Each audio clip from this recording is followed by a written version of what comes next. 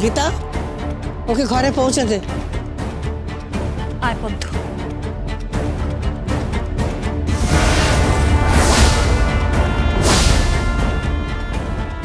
ও ভেতরে যাবে না,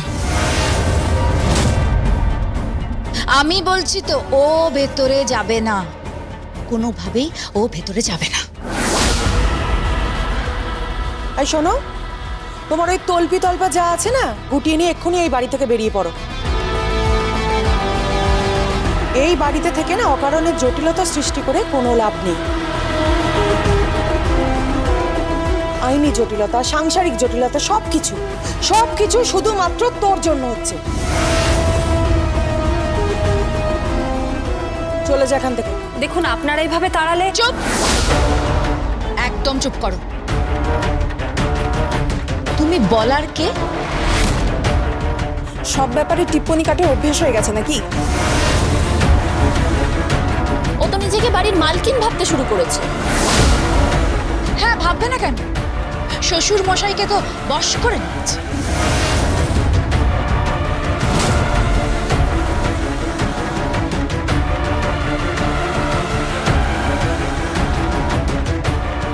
ভদ্রভাবে কথা বলো।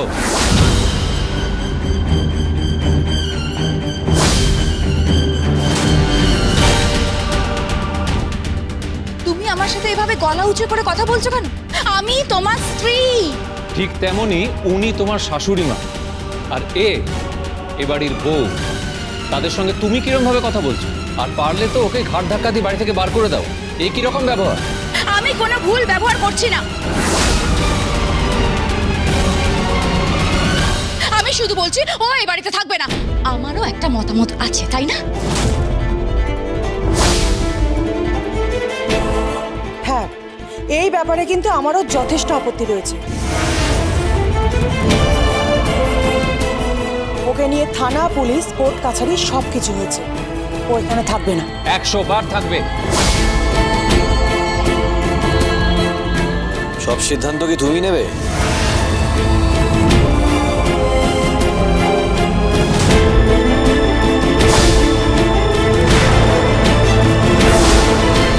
সাত্বিক, হ্যাঁ, কিছু সিদ্ধান্ত বাড়ির মেয়েদেরও নিতে দাও। আর এটা তো পুরোপুরি মেয়েলি ব্যাপার।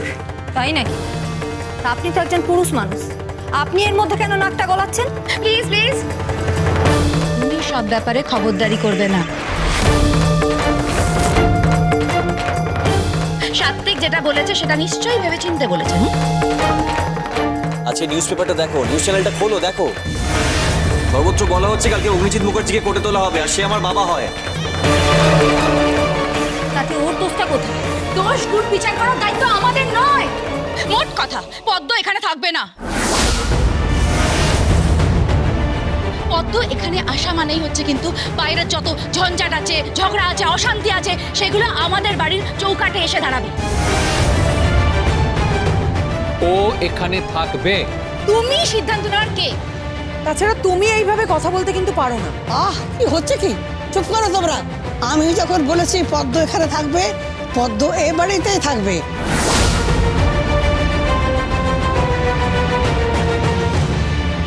তা ঝড় ঝাপটা যাই আসবে না কেন, সেটা সামলে নেবে। কে সামলাবে? কে আবার সামলাবে? আমার ছোট বৌমা সামলাবে।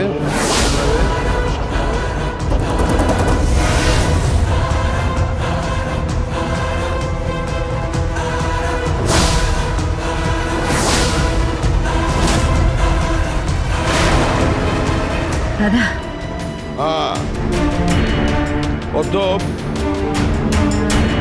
মা যখন বলেছেন তুই এখানে থাকবি, তখন তুই এখানেই থাকবি।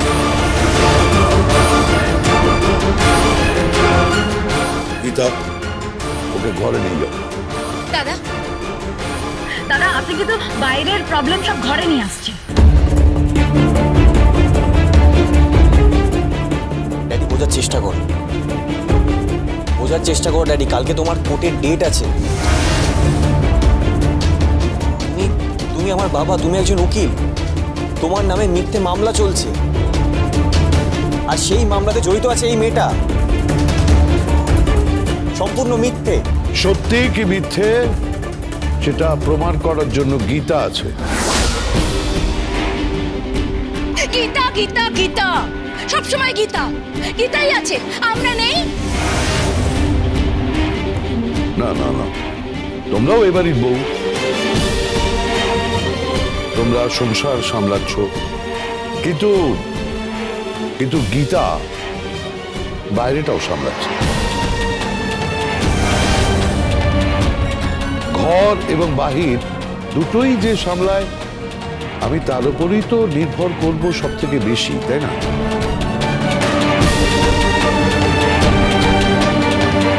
পদ্ম, যা। বড়বাবু, আমার আমার জন্য যদি কোনো অসুবিধা হয়। হ্যাঁ হবে তো, হবে, 100 বার হবে। আমি একটু আগে নিউজ চ্যানেলে দেখছিলাম ওই ওদের বস্তি ভাঙচুর করা হচ্ছে, আর সেখানে জড়িত আছে কৃপান। আপনি তো একজন পুরুষ মানুষ, আপনি ভয় পাচ্ছেন?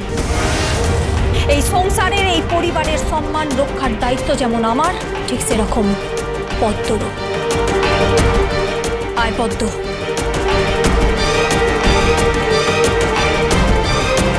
মাগো, মা, তুমি একদম ভেবো না। তুমি যখন বলেছ তখন পদ্ম এ বাড়িতেই থাকবে।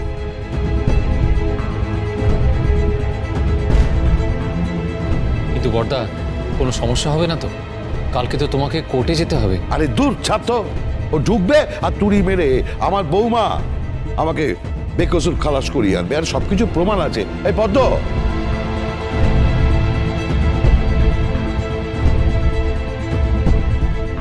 হ্যাঁ বড়বাবু।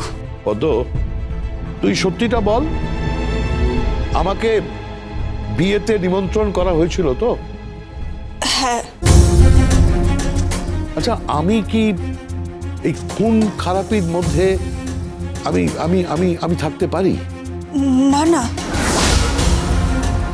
আপনি তো আমার বাবার মতো, আপনি কেন থাকবেন?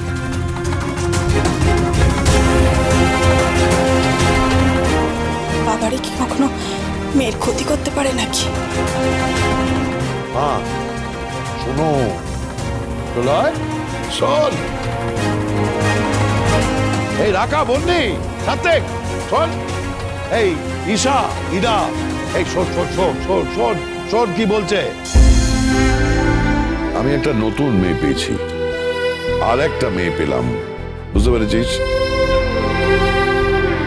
এই শোন, তোর এই যে গোমুখের মতো কথাটা, ওই যে কথা বলিস না যে আমি আমি আমি খালি টিপ ছাপ দিতে পারি, ওইসব হবে না। তুই আমার এই বাড়িতে থাকবি, আমার মেয়ের মতো থাকবি, বুঝতে পেরেছিস?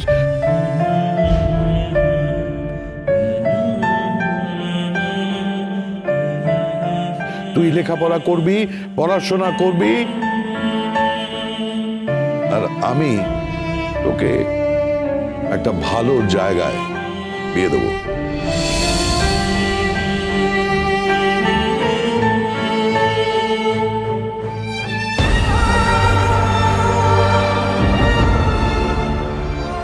এই যে কনেকে নিয়ে চলে এসেছি। কে?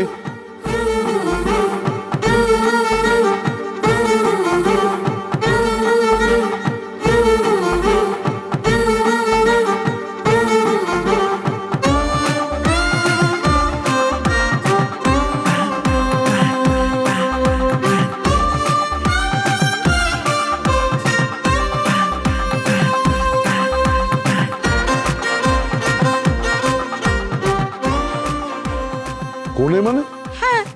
কাল তো ওকে দেখতে আসছে। কালকে ওকে দেখতে আসছে মানে? কালকে তো বড়দা, গীতা এরা সবাই কোর্টে থাকবে। সে তো ওকে দেখতে আসবে সন্ধ্যাবেলায়। আমার মিষ্টি ননদের ছবি দেখে ওদের পছন্দ হয়ে গেছে। পাত্র তো একেবারে কুপোকাত, প্রথম দর্শনেই প্রেম।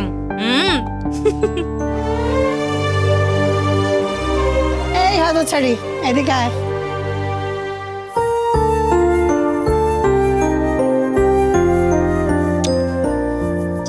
দেখেছি ছেলের ছবি, খুব সুন্দর দেখতে।